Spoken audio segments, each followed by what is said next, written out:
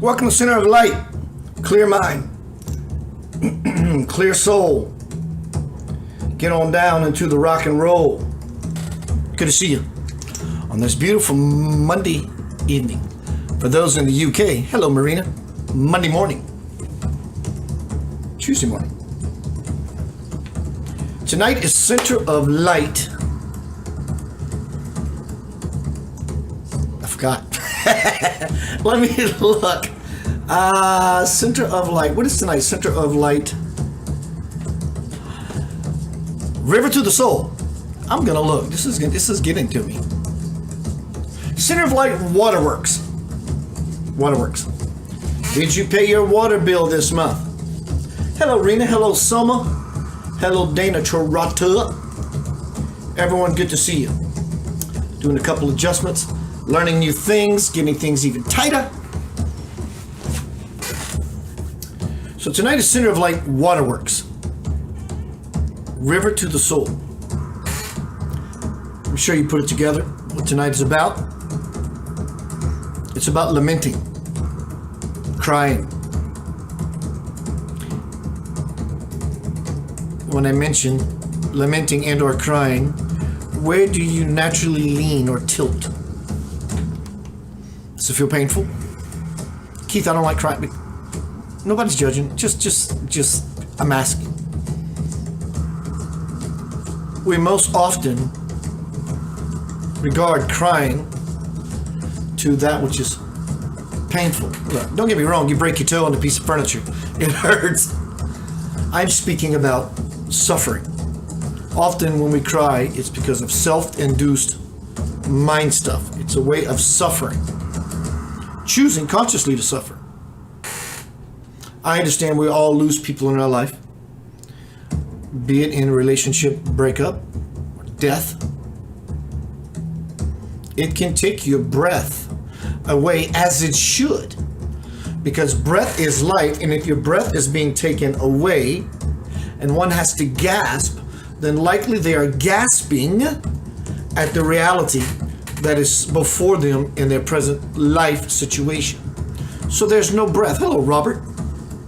So there's no life-giving breath, and it feels like someone is dying. A dark night of the soul.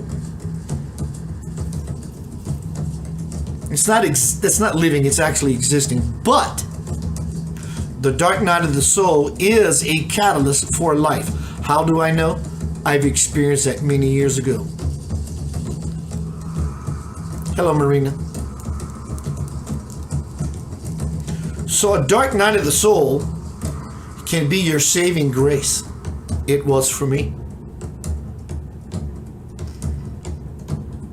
So tonight is Center of Light. Waterworks. The river to the soul. Crying.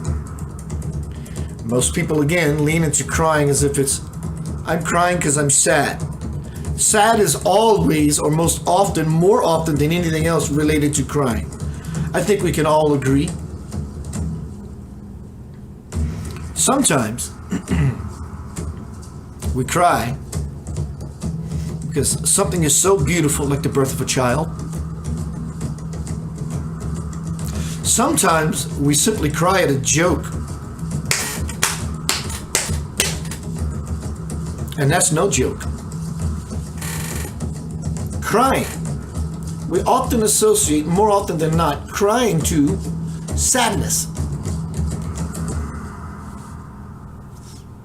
And the sad thing about it is that we're relating crying more often to sadness than to gladness and badassness. So 2 ways that you can touch the soul immediately.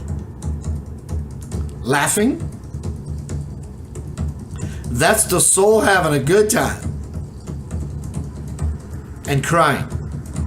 That's the soul, or the nugget, or the filter, or the filters before the soul, that there's some soul in there, and that mixture somewhere, but it's still somewhat clouded and shrouded by self-induced suffering. It doesn't trivialize your life if you lose people in relationship or in their passing. The truth does not change for anyone, and it's beautiful to grieve. It shows you care about yourself and the loved one that you may have lost, or whatever the life scenario may be. 2 ways to touch your soul immediately.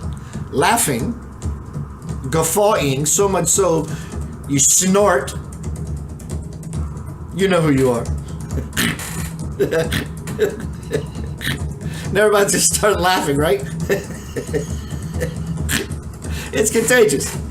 Crying is contagious as well. So laughing will immediately drop you into the soul. The soul is forever laughing because the joke is on all of us. That's the divine comedy. But the soul, when you are crying, dark night of the soul, if it would be, or whatever it is still in the soul arena. But if there is such a thing, maybe you could see it as the soul inversion, or the soul inverted, if there is such a thing. Not that the soul is split, laughing yay, and soul split as a duality. Basically, it's just playing in the realm of soul, but not recognizing that you're playing in the realm of soul. Because the soul is full of power. It will give you exactly what you bring to it. As to why, when you're in the dark night of the soul and you feel just something awful, when you go into one of those lamentings, dear God, take this away from me. One of those. I've been there. You've been there. It's sort of strangely beautiful, is it not? Because it's like a searching with a golden shovel, looking for something. Looking for the grass is greener on the other side of the fence. I'm looking for something. Even though there's nothing you're going to find with that golden shovel except yourself. That's the whole purpose of digging in the first place. Digging inside. Maybe you can use an exercise in a meditation. Prayer is not about what you speak.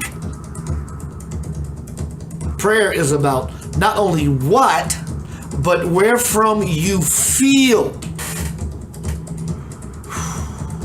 Go into that dark night of the soul. That time healed the wound. Trust me, it didn't. So go in there, move the toys around in the toy box, and you will find one of your favorite toys you hadn't seen in a year and wondered where it has been, and you find it. And because of all the other stuff on top of it, weighing it down, that toy special of yours is broken. And it makes you cry. And you do it. You cry that river all the way to the soul. Because you need to burrow, if you will, a hole through the fog bank that's keeping your heart from fully engaging and igniting. Laughing will do that immediately. So you see, the dark night of the soul, as well as the digging of with the golden shovel, it's very, very beneficial, purposeful. You have to regurgitate, puke, vomit, purge, yak, Ralph, upchuck, the demon that has been self-induced. The demon is a thought form or a consciousness that one continues to swallow and or eat, conscious or unconscious. Because it's taking up way too much stuff in there, so nothing else can be put in. Because if you think about dark energy in any form, it's very dense, it's very thick, it's very heavy. It takes up a lot of room because of its volume. So when we cough up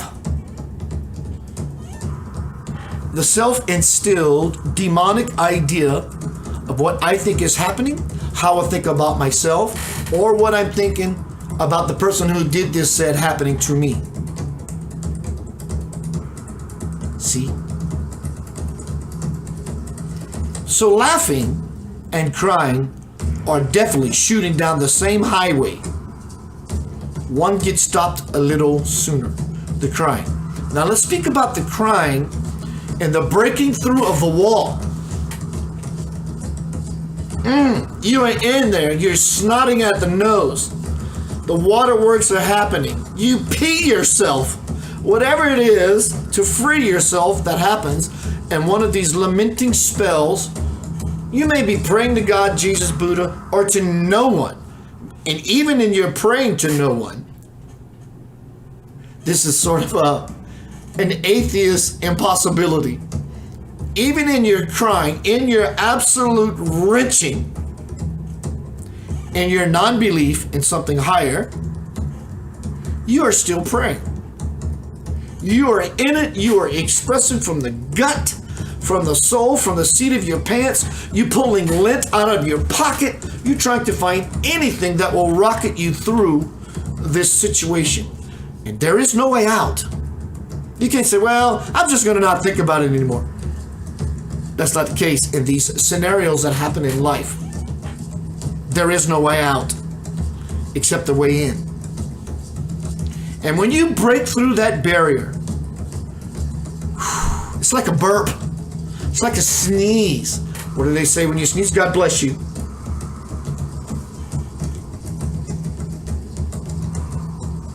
Any form of releasing. The crying hurts until the barrier gets shattered. And then the crying changes from suffering to liberation. No one is lonely in the divorcing of a partner. They are lonely in the divorcing of themselves. When you break through that wall, the oh my God turns to, oh my God, thank you, dark night of the soul, for bringing me to the gate. I'm humbled, I've been so late. You feel me? Hello, Kim Gary. I'm going to do a quick reading and I'm going to go into break mode. Tonight is Center of Light Waterworks. Water, the river of life. Water, life-sustaining. River, that which moves very fast, can move very fast. And either way, they're still very powerful. A calm river, or one that has a 6 mile per hour movement to it, which creates the speed you need to drink fresh water that will feed you. A moving river has to be at the 6 mile per hour mark to be clean enough to drink. 6 is the number that represents the ability to overcome difficulty. Kim Gary says, flow, yo, sis and bro. Here's this reading that came upon my Facebook stream today. I'm going to get to that shortly. 2 memes. Tonight is Center of Light Waterworks. The river to the soul. The truth of a thing is in the feel of it, not the thinking of it. The truth of a thing is in the feel of it, not the thinking of it. That immediately takes you out of suffering. Truth, either good or bad. How does it feel? I don't like it so much. Yes, but you're not thinking about it, inducing needless suffering. This doesn't feel so well. It automatically puts you in process progress. Does it not? Whenever truth is unknown to you, never be afraid to ask questions or question yourself. Is this fact or fiction? Only way to know for sure, investigate within your own curiosity. Here's this reading, piece of beautiful art that came across my Facebook feed today. From someone I care about deeply. Yay. Sometimes things don't go the way we had hoped for, or something turns out differently as we had originally expected. Sometimes we get so excited that laughing kind of idea. about something which at the end shows itself as something different. Oh my God. But these are moments when we do not see the entire plan of our higher self. I did not see the plan of my higher self when I was in the dark night of the soul for 2 years, when that girl of 10 years in relationship left me. And it lingered for 2 years. It sucked because I didn't see it. Now, to me, it's sacred ground. It's holy ground. Moses, take thy sandals from thy feet. Sometimes these steps were needed for something else than what our human mind, the suffering, has interpreted at that time. Sometimes certain events held a lesson for us that later shows as something utterly important on our soul journey. The heart does not question. The heart only knows that everything that occurs needs to transpire for something new to be invented and birthed through it. My God, girl, this is amazing. We need to see beyond and think bigger. So thinking bigger really does not involve thinking, because we think the brain is about thought, but the heart is the most powerful brain in the body. So it's about thinking bigger. We need to plug into our feeling state and know that whenever something isn't working out our way, simply means it shouldn't work this simply means it shouldn't work this way. And that the divine has something better in store for us. Many times before, when we settled for less, oh my God! But now that we are being so deeply guided through the heart center, we're allowing this less and less. We're standing in our true fierce power, where we know exactly what we want. And we don't allow our human mind to interfere with our heart's desires. The soul knows best, and we need to surrender all the details of when and how to our divine self. And when something turns out differently than we might have imagined in a certain moment, we are to raise in faith even more.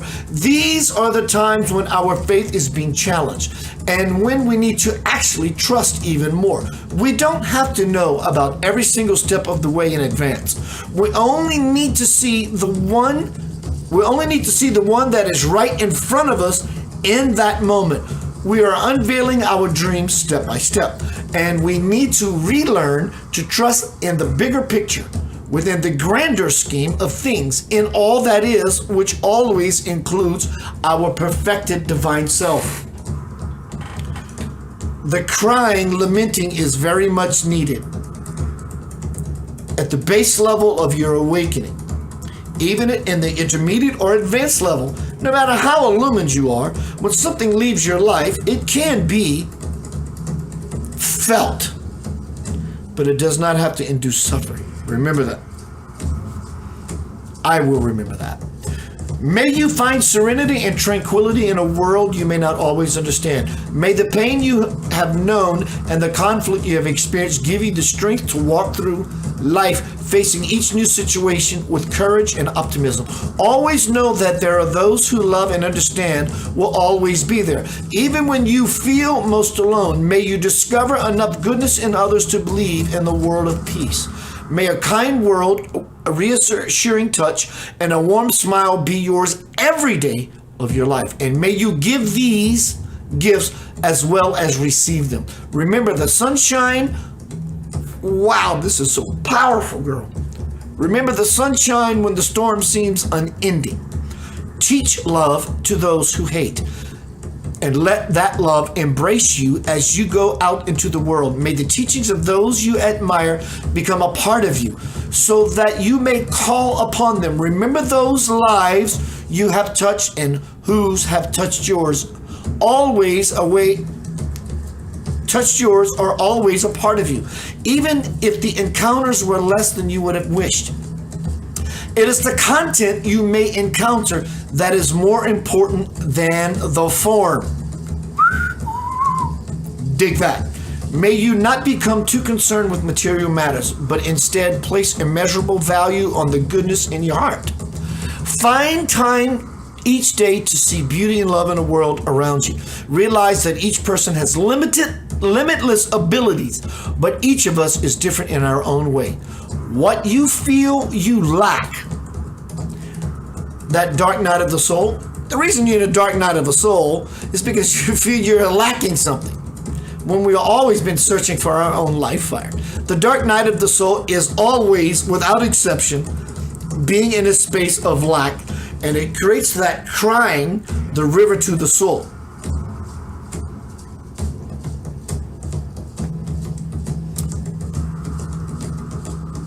What you feel you lack in the present may become one of the strengths in your future. That is what I said about my experience.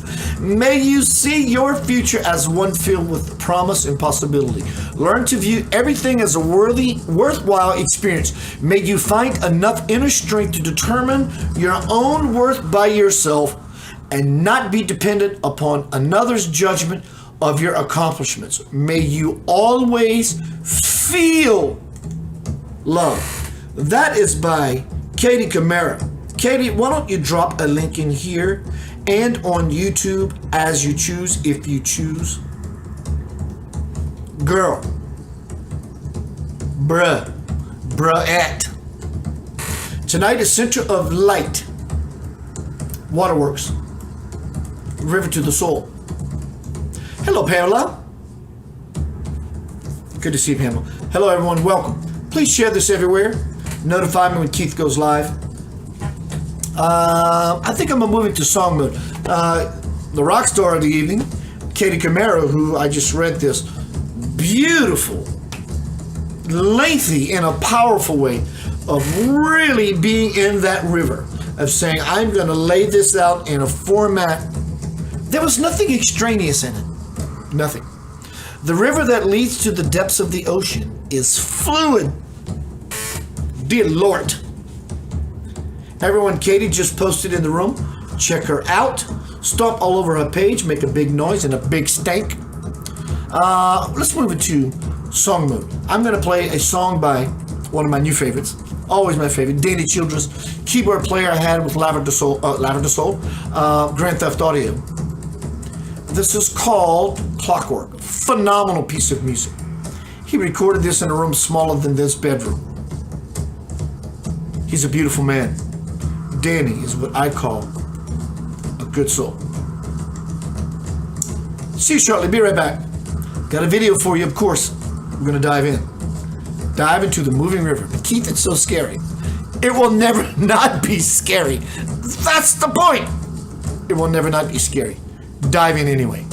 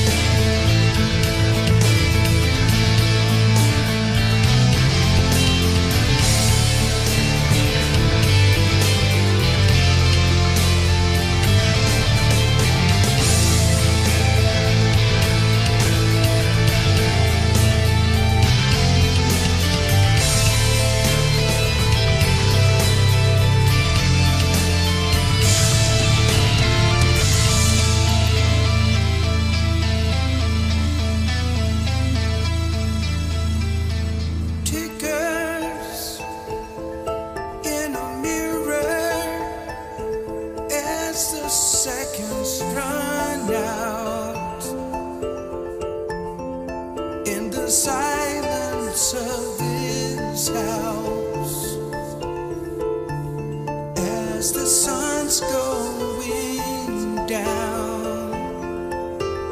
Pictures in the flickers as the candle burns out.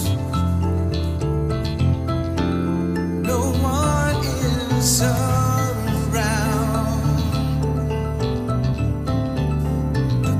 is breaking down.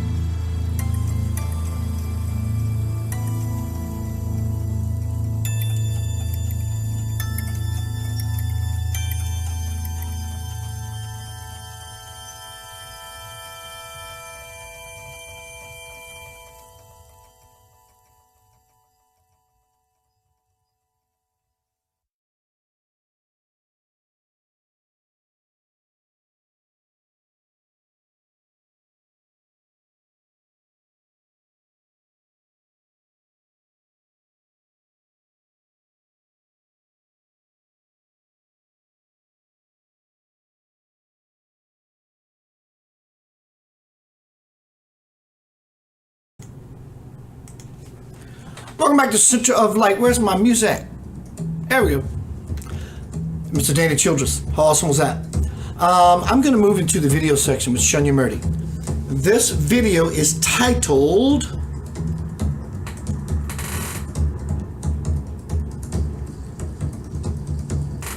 Gods and Demons Are Fighting in Your Heart.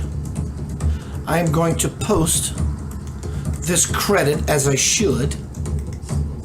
I appreciate the teacher in this, man. Pamela says, love them all. My kid, Dakota's favorite. Hello everyone on YouTube, hello everyone on Facebook. So tonight's video by Shunyamurti is Gods and Demons Are Fighting in Your Heart. It's literal, but it's not. There's a lot of gray area until you get beyond the nonsense of the mind, then you realize it's simply literal. But until we get to that place, it's very beneficial to see that duality split in the soul, which the soul is not divided whatsoever. But it still takes us into the soul, at least we're moving upward inward towards the soul, even in our fragmented self, until we cry through the barrier to reach the actual self. No one can tell you how to do it. No matter how many books you read, you can't get there from there, which is actually getting here. You know what that here is like when you guffaw and laugh so intensely and you cry so immensely. Tonight's video is Shunyamurti. I will see you probably in about 15 minutes. Center of Light, Waterworks. River to your soul. Maybe revisit your soul. If you need to cry, revisit that unhealed place that we all think has been healed. Go into a meditation, get it all out, purge, vomit, regurgitate, yak, chuck, barf, hurl, Ralph, get it out. Get that self-induced demon out. Equally as powerful. Think about times in your life that you've actually laughed so hard you snorted. So much that you shorted and forted, whatever, and laugh again. These are two components, two vehicles, conveyances that will take you to the soul. Be in the soul. You think about the times in your life when you were truly just in the soul, because things are so painful. Beautiful, isn't it? In hindsight, it is.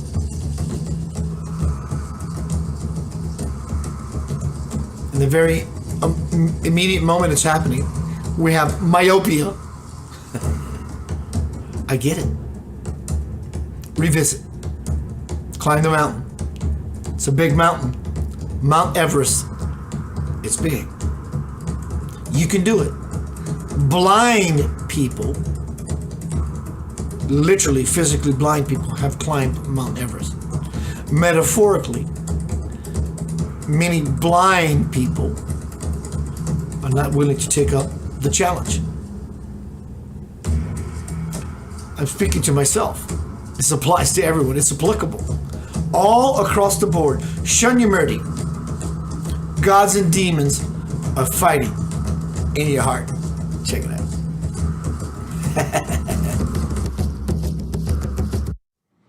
So the core mythological structure of yoga is expressed in the myth of the Samudra Manthan.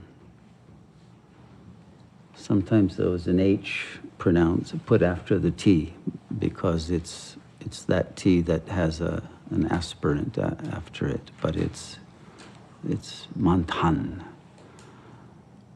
And we get the word mountain from that, but it is the churning action of the ocean, right? You remember Ananta, the snake, is used around Mount Meru, and one side is pulled by the devas and the other by the asuras. And this battle, this tug of war between them ends up churning the ocean. And the Mount Meru pillar is sitting on the great tortoise, who is the incarnation of Vishnu, the sustaining force of the universe. And then out of this ocean of consciousness come all of the let's say, the valuables of creation, the gods and goddesses in their archetypal form, as well as the wisdom and the powers, the cities, all of the great joys and forms of insight and bliss that can be imagined emerge out of the ocean. But also what emerges is the poison, the lethal poison of consciousness that has become degraded and trapped in the form of ego.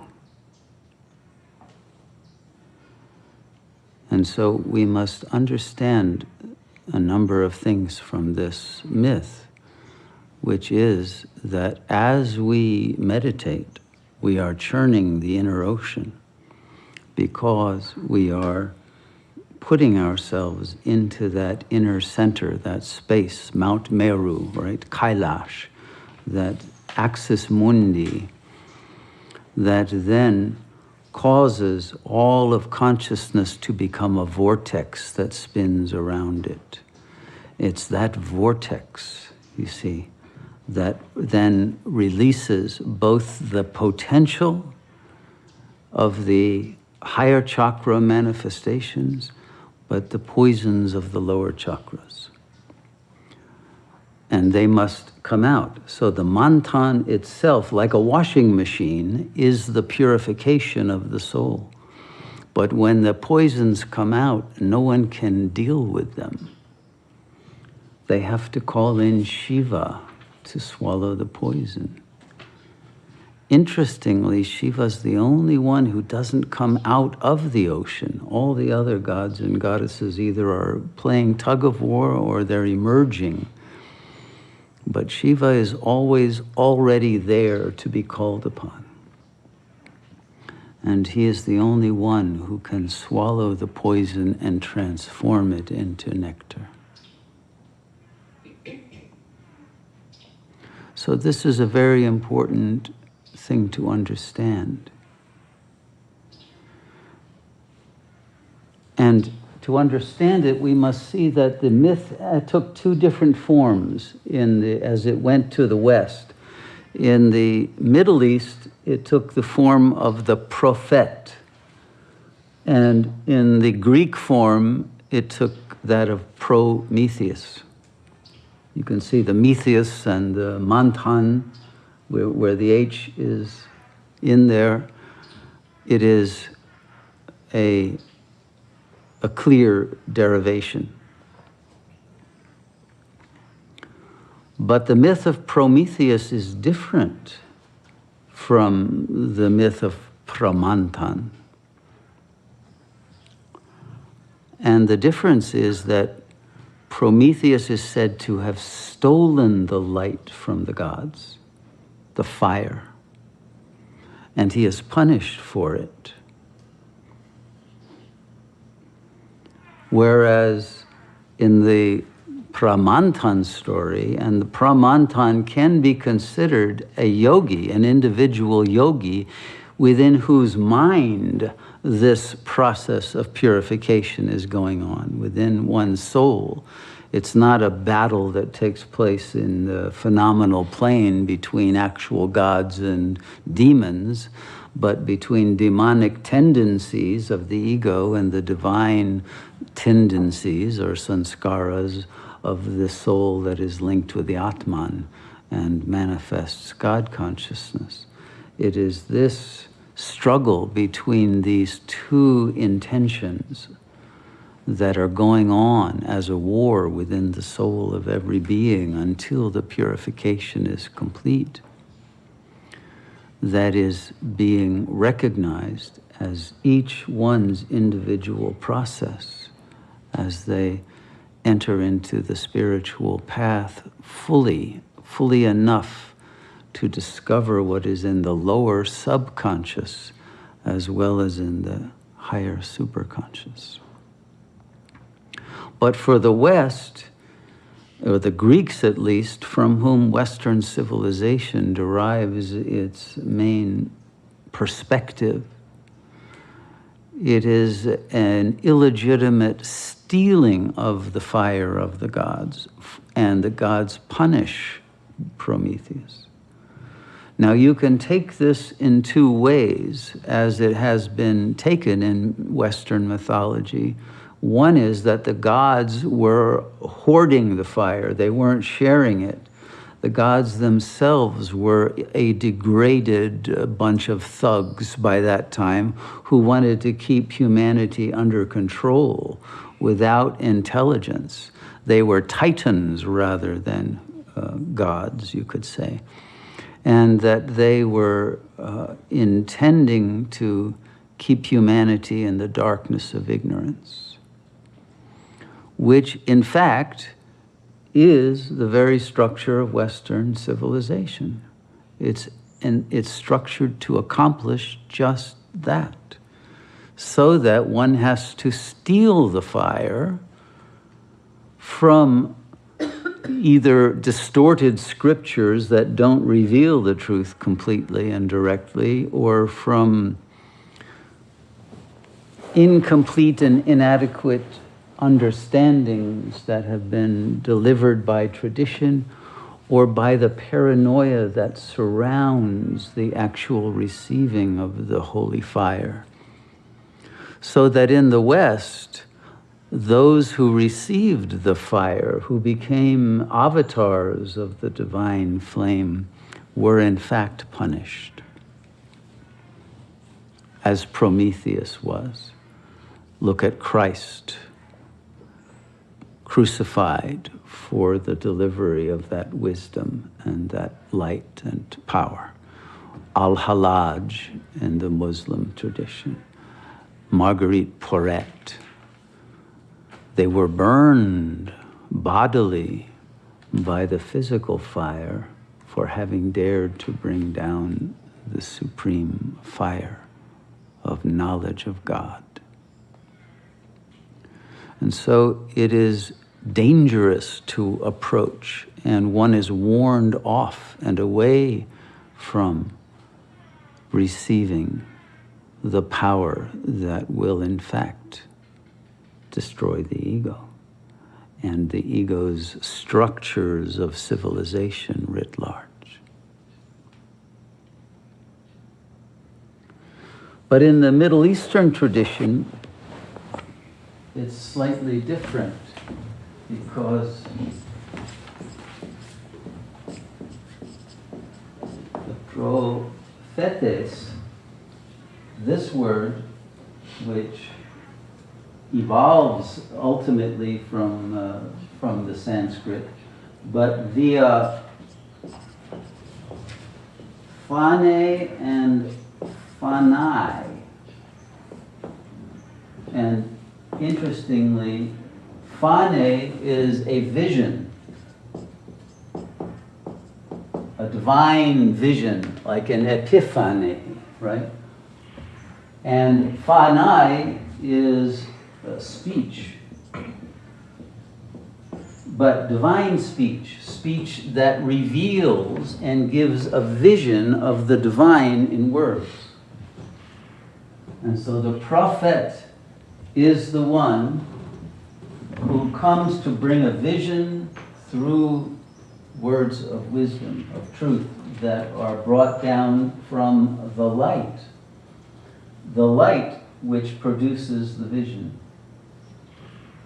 And that light, these words, they derive from vates, if we take it back earlier, which is became a Latin word. It was Etruscan and came into the Latin. You know it in Vatican and other terminology of the Roman Church.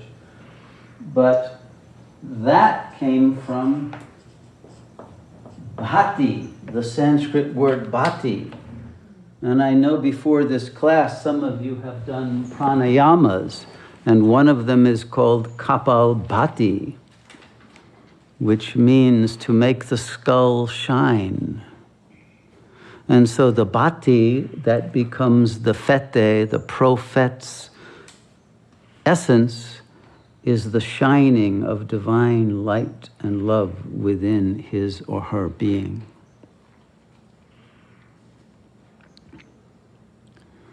And this divine light produces not only visions, but it produces an energy field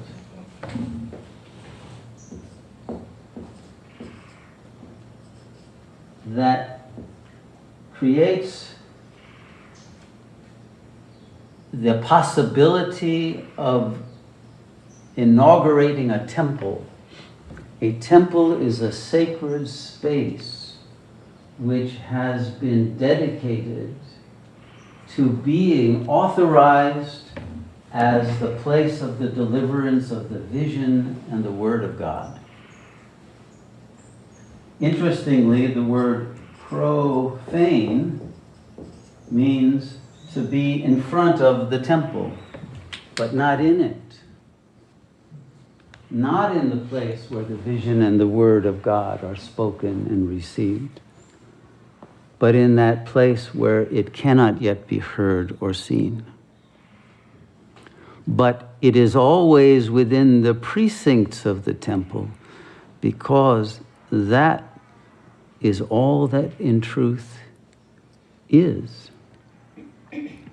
And so the goal of yoga is to become a living temple, a temple of truth that gives a vision of the invisible God to those who cannot see and require a physical medium through which the divine luminosity can be felt palpably, and through the words of which the mind can be open to the truth of one's divine nature.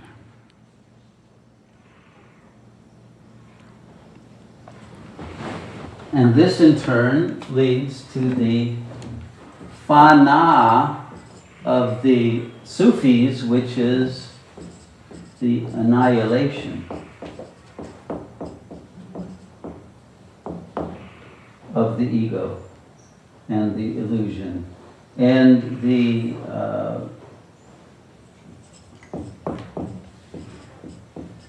aphanesis, the disappearance of Maya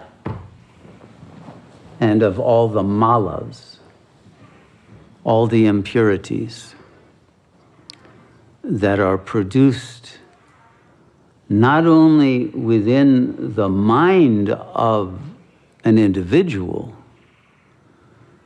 but in the world, which is a thought within the mind of God. And so the purification that the yogi is producing through this manthan, this effort of churning the ocean of knowledge and transforming the poison into the nectar of immortality, accomplishes this transformation not just for the individual, but for the world, because the individual is in resonance with the same creative power that dreams this apparently existing world into its own luminous, phenomenal appearance.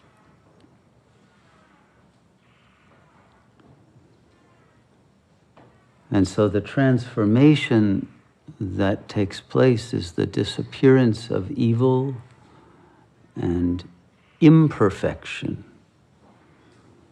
through the realization and revelation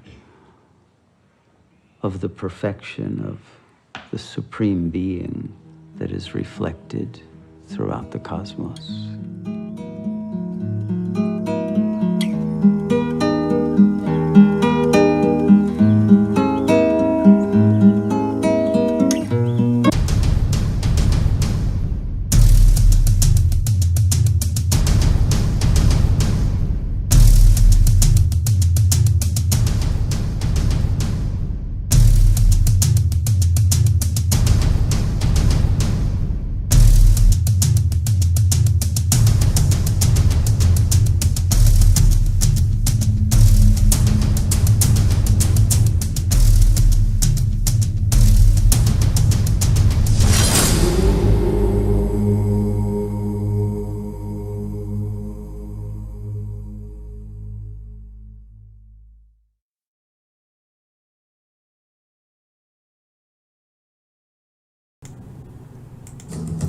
Welcome back to Center of Light. Tonight is Center of Light Waterworks, the river to the soul. Laughing is definitely a way to get you into the soul. But we don't always want to cry because it relates to many people, most people, as sadness. I understand nobody wants to be sad. That's why we shy away from it. But we should move into it. Because where you are happy, you're already illumined. Where you are not happy, you're not. So simply keep illuminating by moving into those aspects of you that are simply aren't.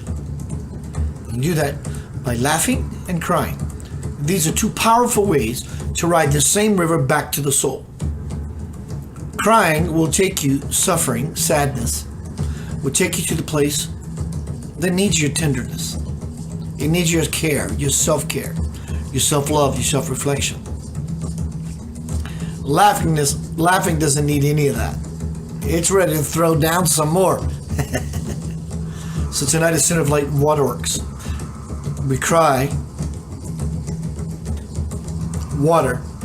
We laugh. If we laugh hard enough, water. We guffaw so much our side begins to hurt and we snort. Something that's so funny. Poetic. There's no way any of us can deny that when we laugh fully from the belly, that we're in the soul. Nothing else feels better, does it? But when we cry from the soul, or beckoning the soul, nothing else feels worse, does it? So in this extreme way, of these two experiences, there's a wholeness, a sameness about them, which is the soul is being recognized to the infinite, or to the infinite, the soul simply is not. Final segment, going to continue with some reading I found on the internet this morning about the benefits of crying. People may try to suppress tears if they see them as a sign of weakness.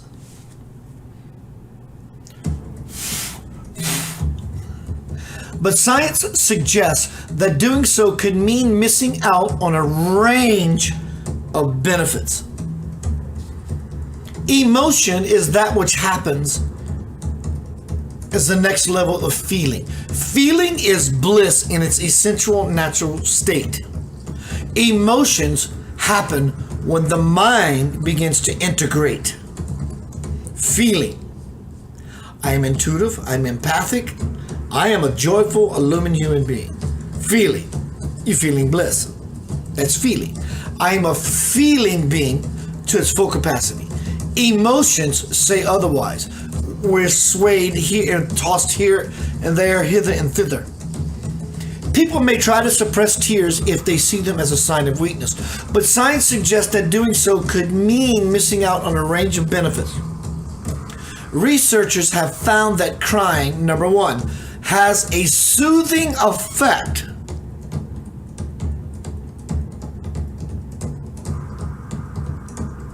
In a dark night of the soul, think about when you had such a one and what it's like to cry. It's like you may not, even though you may not have someone's bosom or shoulder to lean into, it's like the crying in and of itself is a pseudo of that. It's comforting. Crying, number one, has a soothing effect. Self-soothing is when people, bullet point, regulate their own emotions. Number two, calm themselves, reduce their own distress. A 2014 study found that crying may have a direct self-soothing effect on people. The study explained how crying activates the parasympathetic nervous system, or the PNS, which helps people relax. Number two, crying gets support from others. People are empathic. They have empathy. They care. Number two, gets support from others, as well as helping self-soothe. Crying can help people get support from others around them. As this 2016 study explains, crying is primarily an attachment of behavior. An attachment behavior, as it rallies support from other people. In other words, I need you when you really don't. But it can be a manipulation factor. I'm crying because I want attention. Just remember that. Crying can help other people, crying can help people get support from others around them. As this 2016 study explains, crying is primarily an attachment behavior. I just read that, so this must be a duplicate, my bad.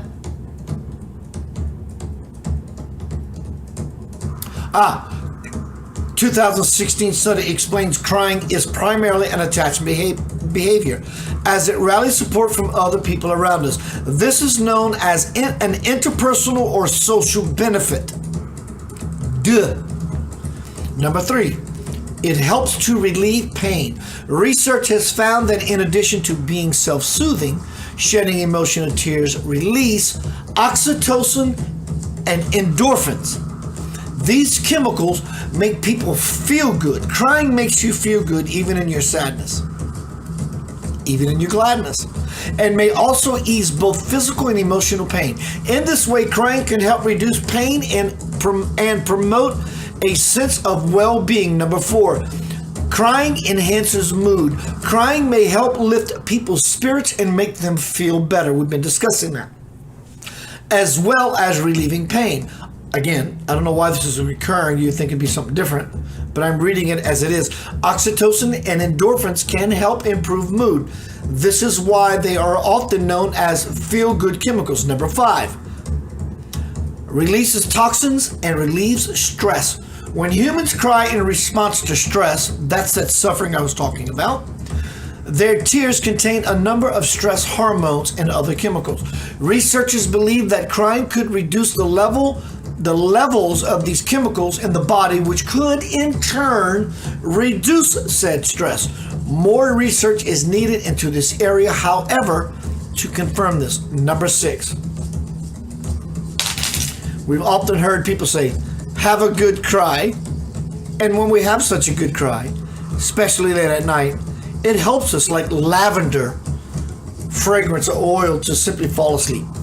Number 6, crying aids in sleep. A small study in 2015 found that crying can help babies sleep better. Well, of course, you exhaust yourself because you're crying from the soul, and so all that energy just gets expressed and exerted until you're left with falling to sleep. Falling in oneself to the soul, which is truly awakened, but to sleep. Whether crying has the same sleeping enhancement effect on adults is yet to be researched. This was 2015. However, it follows that same calming, mood enhancing, and pain relieving effect of crying above may help a person fall to sleep more easily. Number 7, crying helps to fight bacteria. Crying helps to kill bacteria and keeps the eyes clean, as tears contain a fluid called lysozyme. A 2011 study found that lysozyme had such a powerful antimicrobial properties that it could even help to reduce risks presented by bioterror agents such as anthrax. Number 8, crying improves vision. Basal tears, which are released every time a person blinks, helps to keep the eyes moist and prevent mucous membranes from drying out. As the National Eye Institute explains, the lubricating of the basal tears helps people to see. Crying from the soul, disinfecting the spiritual basal tears, helps us to see more clearly. When the membranes dry out, when we as the members no longer use the brain, when it dries out, things become blurry. Crying. Try it. Induce it. Introduce it as a practice into your life, that moving river. Tonight has been Center of Light, Waterworks. Water is the wellspring of life. It gives life. We are 3/4 water, whatever the percentage is. Water is life-giving. Follow the river. Get into the river. Laugh and cry your spiritual, sexy human self all the way to your beautiful soul. I will see you soon. My next presentation is going to be titled Story or Glory. And I will see you soon.